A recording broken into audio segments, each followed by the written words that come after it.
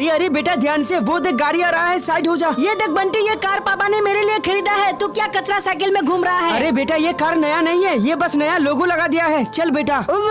यार ये अमीर घर की बच्ची मेरे ही सामने मेरे बच्ची का मजाक उड़ाएगा, मुझे ये अच्छा नहीं लगता। बेटा मुझे माफ कर देना, भले ही मैं गरीब हूँ, तुम्हें एक असली कार में बैठा तो नहीं सकता, लेकिन एक लकड़ी से बना हुआ कार में जरूर बैठा सकता हूँ। यार ऊपर वाले ने उस अमीर लोगों को दौलत शोहरत तो दिया है, लेकिन किसी की खुशी बर्दाश्त करने की शक्ति नहीं दिया है। अगर आज मैंने भी अपने बेटे को कार बना के नहीं दिया तो मेरा नाम भी रामू नहीं। दोस्तों मैं भले ही गरीब हूँ, लेकिन दिल से बहुत ही बड़ा हूँ। क्या आप इस गरीब की वीडियो को एक लाइक करके चैनल को सब्सक्राइब करेंगे? बस एक बटन ही तो दबाना है। अरे वाह, चलो ये कार बन गई, मेरा बेटा देखकर खुश हो जाएगी।